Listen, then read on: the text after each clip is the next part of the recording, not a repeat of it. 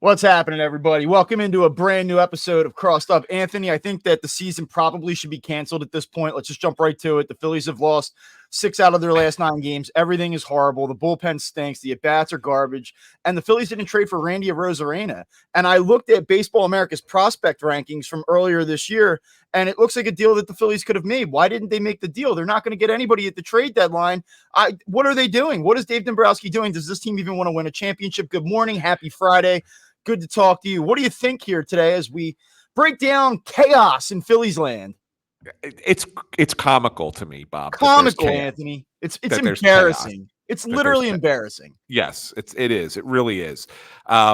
Because look, I look at the trip that they just took, and it was not a good trip. They lost 4 out of 6. They blew 2 games that they should have won. They probably should have won 4 out of 6 on the series. But the thing that I take away the most from this, that meant the most to me, looking at the prospect for this team going forward, is I felt all 3 starting pitchers pitched well. Suarez had a couple of batters that he probably would, didn't make great pitches to. But for his first start, considering how bad the previous 4 had been, coming off of a back injury, I thought it was okay. Wheeler was fantastic in his start. Absolutely. And like we thought all along, he was going to be okay. He was really good. Nola got into a little bit of trouble, but worked out of it. And I will say that that's the one thing I would note about that game. 6 innings, 1 run, did a great job, got himself into some tight spots. And what was my biggest criticism of Aaron Nola last year and even in some of those other years? He's rolling along, hits a bump in the road, and then boom, it goes up in smoke. You saw him bear down in big spots. Yeah. You've seen that a lot this year, and he did it again in his most recent start on Wednesday. So I agree with you. I think there are a lot of positives to be taken away about it. I will tell you what, though, man. I think in some ways, like I want to talk about the Phillies. There's a lot to talk about there because honestly, you accentuated the positive. There are some things to pick apart, and it would be silly to turn a blind eye to it. They have not played well now for certainly these last 2 weeks, and really beyond that, for about a month and a half, they've been basically a 500 team. We'll get to that. The one thing I want to do is start with the trade deadline, though. Like we see last night that the Mariners go out and trade for Randy Arozarena. And the immediate reaction, it happened late at night. I wake up this morning before we record this show, and there are fans that are upset that they didn't trade for Randy Arozarena, and they could have certainly given up an equivalent package. And why weren't they in on that? And I totally understand that as a fan, saying like, come on, like we could use that guy. I want him. He's been really good lately. He kind of provides that need that they have. And then you see the return, and you don't know anything about minor league baseball, and you don't certainly know anything about the Mariners farm system, let alone much about the Phillies. I would just say the average person does not know much about the Mariners farm system. Now, maybe I'm selling people short, but I don't know. Candidly, I don't know a thing about the Mariners farm system. So then you're a fan and you feel that way? Understandable. We got media people in this city right now. Seriously, media people that like are supposed to drive informed opinion, freaking out about how the Phillies didn't get involved in this trade. And I'm not calling anybody out. There's different levels of it. There are certain people that are like going off the deep end right now that they didn't make this deal and said, well, they 12th and 22nd prospects. The Phillies couldn't do that. They don't know a damn thing. And oh, by the way, it's July 26th. They have time. Maybe there's another target. Maybe there's another package. Maybe there's an eye on something bigger. Maybe there's not. I don't know. Maybe they don't do a damn thing. And 6-7 days from now, we're like, what the hell was that? I don't know. But man, dude, like, come on. Yeah, I agree. And look, I don't necessarily know if Randy Arozarena fits what you're looking to do this year. I mean, the guy is, no question, had some really good seasons for Tampa. He was a stud in the playoffs the one year that they made the run to the World Series. But that was a few years ago now. I mean, look at what he's done this year, Bob. Dude's hitting .211. All right? His OPS is .712. For all the bitching that we get about Nick Castellanos in this city, this would be that. Like, you're going to get that kind of production on the other side, and it would be a platoon because basically he's going to platoon with Brandon Marsh, right? I mean, so that's what you're really looking at.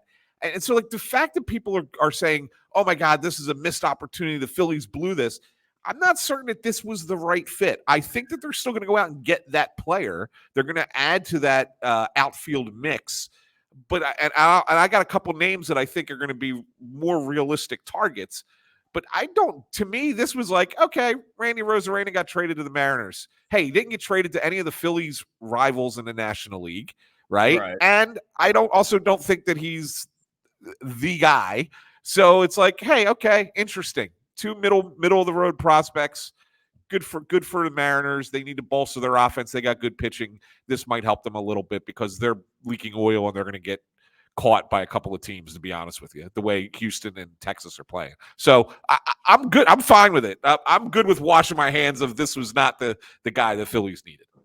Okay, let me just, since we're on this, let's just get right to it. We like to usually talk about the deadline stuff later in the show, but I think that this is probably the more interesting topic for most listeners right now. Do you believe that Brandon Marsh's recent play, which has not been good, might alter the dynamics of how they approach this deadline? We've been set on this idea that I guess Johan Rojas is going to play center field for this team. And, obviously there's some situations where Marsh will go out there, play center. The bat that they acquire that would be more of a platoon bat would go out to left field. That's how they're going to make this work. But do you think that they could be looking at it like Johan Rojas, we know, is not good enough? And now Brandon Marsh is leaking oil and might be hurt. Like we'll talk about that in a minute separately because we saw just a really bizarre turn of events in that game on Wednesday with Brandon Marsh. But he's not putting the ball in play, striking out a ton. He's just hasn't been very good. Like, so do they assess this and go like, okay, maybe we have a larger hole in the outfield than we initially thought. Maybe this isn't about like plugging in Lane Thomas. It's about going out and getting a guy that we feel really good about that can kind of offset some of this uncertainty, if not deficiency. Is that possible? Yes. Unless we know what Marsh's situation is, I still think that I still lean more toward the Phillies going and getting another guy that's not a big name, full-time, everyday stud outfielder. Like I look at it and say Lane Thomas is one of those names that you got to consider. Although I think Washington wants maybe a little bit more than maybe the Phillies are willing to pay for that bat. I think a guy like Mark Canha is a more likely kind of name that fits what the Phillies would look for, because you could play him not just against lefties, you could play him against righties as well, and he could certainly be serviceable against right-handed pitching. And I think it kind of becomes like a 3-man rotation for 2 spots, and you just basically go on matchups. I honestly think that's the direction that they're going in one of those types of players.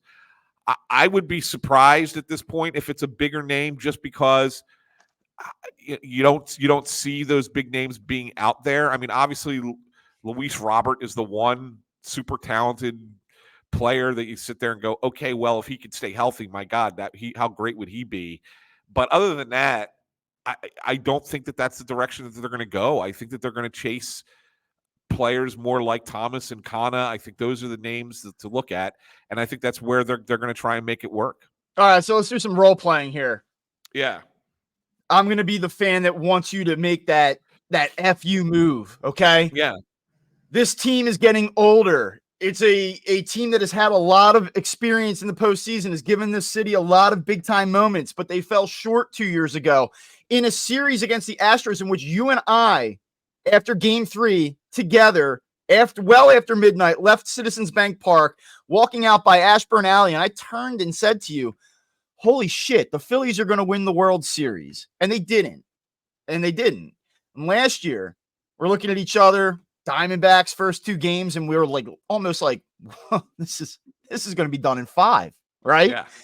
And it wasn't. And they didn't do what they were supposed to do. And here we are again, and great start. And over the last 40 games or so, this is basically a 500 team. They're probably still going to coast to a division title because the Braves are a unmitigated disaster right now.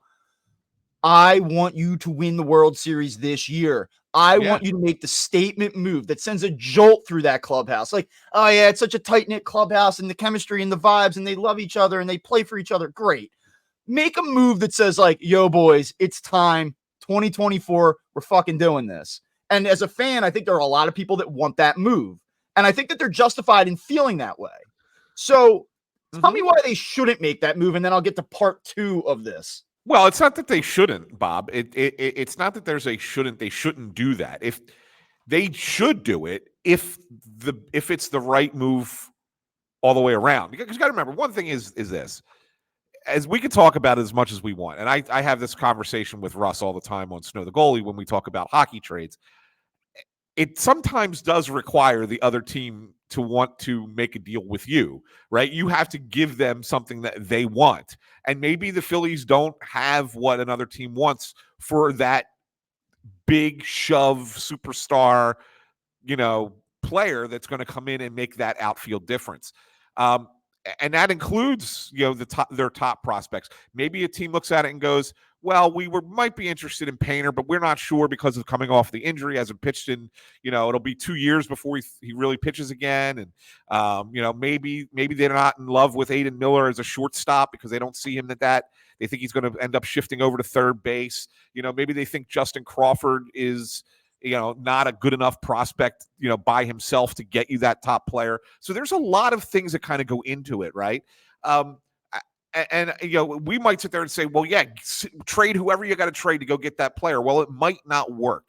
So you have to look at it from a different perspective. And sometimes you have to do it in one of two ways. One, what is the best combination of player for value that exchange that will make this team better versus what is going to make us good, not just this year, but beyond this year. I think it's one of the reasons why they're interested in a guy like Kyle Finnegan for the bullpen.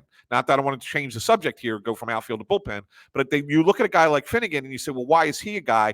And it's because, A, he's been used in multiple roles in the past. He can go more than one inning if necessary, and he's controllable beyond this year, right? He's signed for next year. I think that there are players like that as well that have the Phillies may have interest in because they look at it and say, yes, we want to win the World Series this year. We're all in to win the World Series this year. But we also believe that we can be, based on the contracts that we've signed, we could be a team that can win the World Series in 2025, 2026, 2027.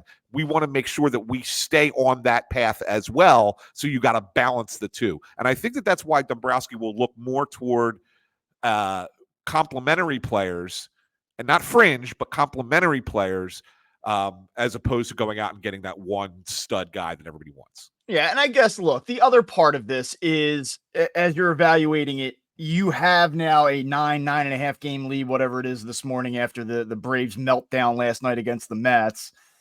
And to me, it's like, it's not an arms race to go win a division. It's not an arms race to get the number one spot in the National League, which that is in question. I mean, the Dodgers are hot out of the break and maybe they go and run down that spot. Who knows? That is in play. But ultimately, I don't know that this team necessarily cares about that. I think it's getting into a game, understanding who your potential opponents would be in a playoff series, and what do we need to help navigate those potential matchups that right now we aren't equipped to handle.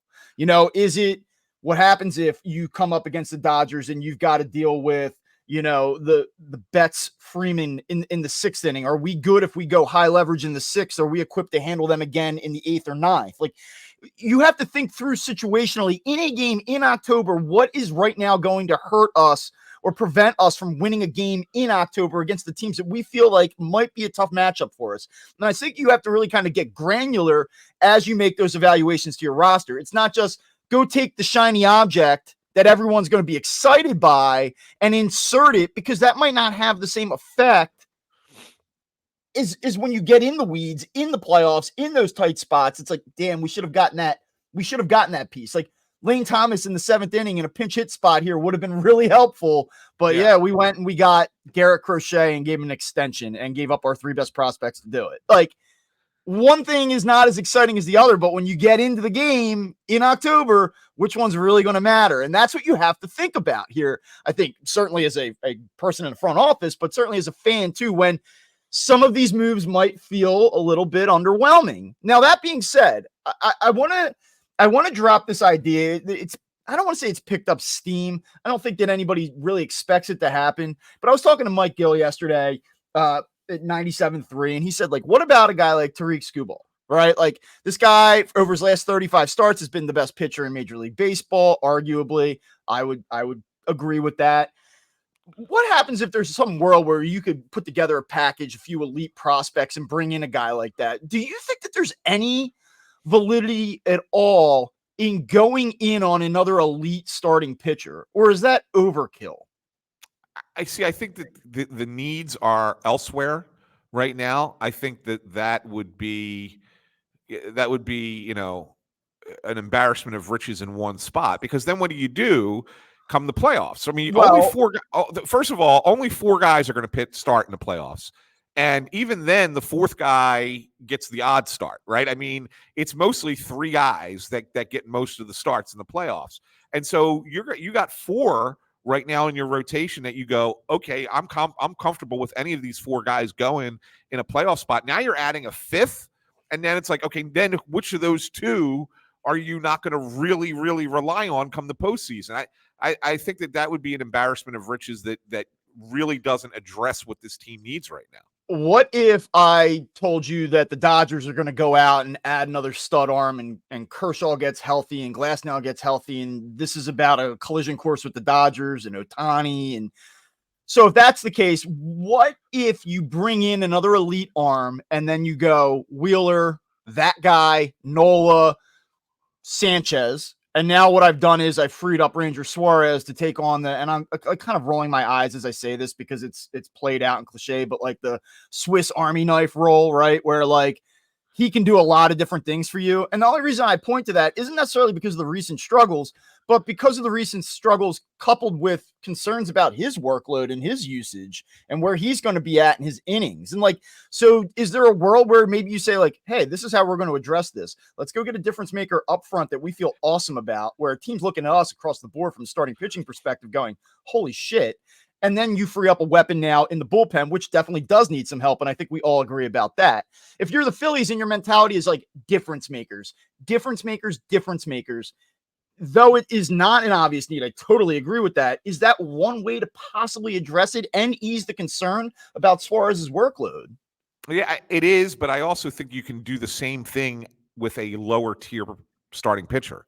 And Like are you you don't. pissing off Ranger Suarez at that point too? Like, hey, buddy, you've been a Um, really important player on our team for multiple seasons. You went from being the NL Cy Young favorite to a guy that we want to use as a, you know, fourth, fifth, and guy that could take down 3 outs or 3 innings in a game if Christopher Sanchez implodes. Like, is that yeah, really what kind of message does that send to him? Right? yeah, it's a tough message internally, but like that's why I think that you could do exactly what you're asking, but with a lower tier pitcher without adding a Scooble, right? Like you can go get a next tier down guy and still have that same flexibility in the playoffs. Yeah. Well, it's It like you gives look at a you guy like Dak Flaherty, he's having a really good season, but I have some friends that are Orioles fans, and they're like, "Jesus, no way, no yeah. way." You know, I'm not big on Jack yeah, Flaherty. I'm not. yeah, But that's the kind. But you're naming that kind of player that I'm right, talking about. But right, that could give you the same kind of flexibility. You yeah, rely on your guys who you have, and you say these are our guys, right? These are our 4 main guys. But here's a fifth that we can bring in that we feel comfortable saying now we've improved our depth. And when we get to the playoffs, now we have the flexibility of sliding 1 or 2 of these guys into either role as a starter or as a multi-interim reliever that we feel can take down big innings against a really good team. And I'm glad you keep bringing up the Dodgers, because I really think that this is the collision course that the Phillies are on yeah. ultimately. And I think this is the year that I don't see the Dodgers getting upset in the first round, right? Like they've done in the last couple. Like I don't see that happening this time. I think that the Dodgers are a better team, even though I think they have their own deficiencies. And I think that the interesting thing, Bob, is you kind of just mentioned it quickly, and I want to circle back to it just as a point of order here. You said that maybe the Dodgers are playing well. Maybe they run down the Phillies for the top spot. Maybe the Phillies don't care. And I will tell you that you're spot on with that, because if you As look per usual. if you look at the past, not to say you don't want to be the number 1 seed and have the home field advantage in the NLCS, you absolutely do. I'm not saying that they're tanking to go to 2, right? This is not what I'm saying. But if you are in that spot, you look at it and say, would you rather play in this division series, a 5-game series against Milwaukee, who has got their own issues? Yelich may not play again this season. We'll see. Or the number 6 seed, whoever that might be, that sneaks in as a 500 team, or play the Braves again, who know you so well, even though they're they got a bunch of issues, or even the next wild card team, who's probably going to be the Mets, right? So I mean, when you start looking at it from that perspective, what's a better path? The 2 seed is can I just better tell you path. that the Mets actually scare me because like there is so much pressure in that series. There's so much pressure in that potential matchup. If you lose to the Mets in the playoffs in a year where you were the runaway favorite in the National League East, and they come back and they get you, like the Mets win 85 games and you get Lindor and Alonso to death in the playoffs, like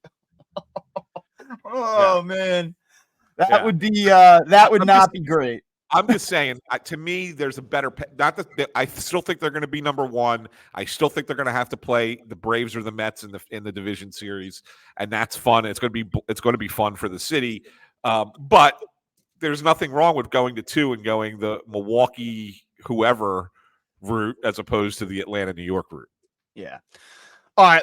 Well, it's going to be interesting, and we're going to obviously talk again on Monday, and maybe something will have happened at that point where we can kind of sink our teeth into it and say, all right, this is what this means. They might do something else. We might be having this exact same conversation come 3 days from now. I do want to, because we're on a little bit of a condensed episode here today, at least kind of acknowledge what has happened on the field with the current team as constructed these, past 3 series or so. One thing that I am a little bit concerned about, and almost kind of, it's like a fast forward scenario. If you do get that Harper, Ohtani, Phillies, Dodgers, it's like the series, and the Phillies clear that in the NLCS, and then they get to the Guardians. Like, is there going to be some letdown after that? And only reason I bring that up is because, look, I get it. This is a good team. They're a million games over 500. What are they really playing for? They're running a race right now with nobody around them. Cool. Totally understand it. But like, you take it to the Dodgers for 3 games, and then you have 1 foot out the door ready for the All-Star break. You come back, not really an inspiring performance. I know you framed it like they could have won 4 out of 6. Yeah, they could have. But there were a lot of duds in there, too. And a lot of really flat, underwhelming performances, too. And a couple different players sort of leaking big-time oil. I know I've said that earlier in the show, and I don't want to keep using the same, metaphor or whatever, but, like, there are, right? Like, I'm just kind of like, yo, guys, like, it might be time to dial it back in here. For like about a month and a half since you've left London, you haven't really been that good. Like, you're the best team in baseball, but you haven't been now for an extended period of time. Like, we trust you. I don't think anybody's like, they're going to blow the division, but like, it's time to like re-engage here, I would say. And beyond that, I don't want to oversimplify and just say it's about mentality and focus, which I do think is part of this. I also acknowledge that the Phillies are trying some things that they might not otherwise do. They want to know what they actually have from certain pitchers, especially out of the bullpen. Like, there's a lot of different things going on here. Like, starting tonight, I don't want to see Gregory Soto anywhere near an 8th or 9th inning high leverage spot. He might be able to do it. I'm not saying he can't do it. He hasn't done it, though. What did I text you the other day? And I know, like, look, I'm not in there every day. Like, I don't care. Like, I texted you. I was like, there's a 7% chance that this game goes to extra innings. There was no shot he was going to handle that moment. And he didn't. It wasn't bad luck. He did not handle the moment. And you know why I knew that? Because he never does. No, you're right. And the Phillies have tried with him on multiple occasions. They've going back to last year, they put him in high leverage spots and he didn't handle them well. And it's unfortunate. It really is because it's not what they traded for. Like, he has a role and he can fill it. I'm not saying that he shouldn't be here, that he does not provide value to the Phillies. He does. And we've seen that over the last month and a half. Yeah. So it's not like there's a line though, right? Like that, and that's the thing I think people have to understand. It's not that this guy's awesome or this guy sucks. It's that, and I have no problem with the Phillies going to him there. Like, he's earned the right to build back up to that spot. So if you're the Phillies, especially with what Jose Alvarado's going through, you say like, look, this is the natural position to land in. Go see if you can do it. and he just can't do it. And it's frustrating because I thought he was going to be more than that. He's a useful pitcher. He has a role on this team, but it's not that. It's just not. Correct. Yeah, that's right. And I think that I was about to say before you said that, I'm perfectly comfortable with Gregory Soto coming in 6th inning, having to get a guy. He's good left on left. He strikes guys out. Like, there's things about Gregory Soto that I really like still, that I think he could fit that role. I don't trust him in the late innings, right? And I know that there's an analytical approach to say that the innings don't matter. It's all about the pockets of the batters and this and that. I think you see the difference. I think you see the difference when you put certain guys in those higher leverage spots in 8th and 9th innings, and they don't perform like they performed in the 5th and 6th inning or 7th inning, because it is different. It's a human thing, right? It's just how you feel when you're out there. And he's not that guy right now. And maybe he gets back there at some point in his career, but right now he's not. And so come October, he should not be that guy that's in the back of that bullpen. Yeah, all right. And the other thing that I would mention here offensively, kudos to Nick Castellanos, right? Like I tweeted out the other day, he gets another extra base hit on Wednesday, and I'm like, man, he's hitting like 325 over his last 30 games. OPS north of 900. He's like actually putting together despite that April now, he's putting together an okay season. I'm not saying like that's what you signed up for. You didn't sign up for a 704 OPS, but like, but since May 3rd, his OPS is 799. Right. And that is essentially what you sign up for. And by the way, like 799 OPS isn't Hall of Fame stuff, but like a 799 OPS right now in today's game is a little bit different than it was 3 years ago. Like it's well above average. So, I mean, the average in baseball is 699. Yeah. So you feel pretty good, I think, right now. I don't know that there's always going to be like a level of doubt, right? Like, because he puts together these stretches where it's not that he goes cold, it's that the at-bats are just like, whoa. And you saw obviously what happened last October, and people are always going to fear that. But that aside, I think that at this point you acknowledge like, Nick Castellanos has done a job for this team. The thing that I'm a little bit worried about, and I didn't understand it, and I'd love to just hear, because we're just not going to have time to get to everything. I don't understand what happened with Brandon Marsh the other day. And look, like last 15 games, he's hitting a $163, 7 for 43 with, I think, like 64 strikeouts. Like he's just not making contact. He looked hurt. The elbow has been an issue. He looks hurt to me. But then, late in the game, it's 4-2, Strom's on the mound, ball in the left center field gap. He pulls up short on it. I don't know if it was injury related or he just missed it. I have no clue, right? Like, I have no idea what happened there. The thing that I think is strange, though, is the Phillies go to great lengths to protect players when they're hurt. They had other guys available. If he's that hurt, then why is he out there? Like, what is going on here with him? Yeah, that's a great question, Bob. Like, I'm a little surprised by it, too. The one thing I can say is that if you want to use past as precedent, they did this with JT, right? They knew JT was hurt. He kept playing, see how long we can go with it, that kind of thing. It's probably one of those injuries where it's like, maybe we can work our way through it. Maybe he can play through it and deal with it at the end of the year or something. But now maybe you look at it and say, man, it hurts him to swing a bat. I mean, he didn't play the one game. Was it in Pittsburgh or was it in Arizona or Minnesota? I forget which one it was, where wasn't in the starting lineup against a right-hander because it was sore. His arm/elbow was sore, and it hurts to swing, not to throw, which is an interesting thing there. But anyway, yeah, I agree, and I wondered if, and I think I mentioned to you via text, I wonder if it's one of those, just get us to the deadline. When we address what we're going to address at the deadline, then maybe we'll be able to give Brandon Marsh a rest to see if we can get that thing cleaned up or healed up in time for October. So that's where I think the Phillies are with this. Bryson Stott, our daily Bryson Stott check-in. Anything changed for you this week? A couple singles. Yikes. Yeah. I mean, he used the middle of the field on those singles, so that was something that's a little bit different. Usually he's so late on his swings that everything's to left field, right? So maybe there's a little something there, but boy, I've not seen him really drive a ball in a long time.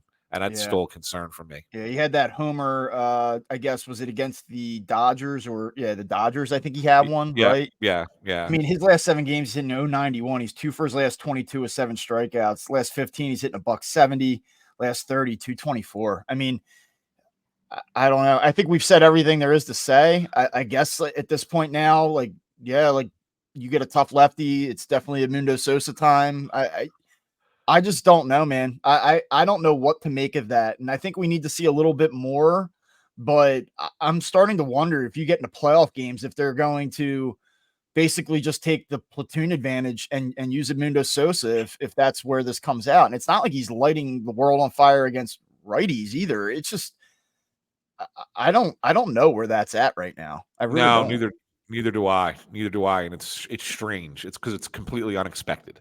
That's the part that's concerning to me, Bob. It's like we didn't think this was going to happen, but it Yeah. happened.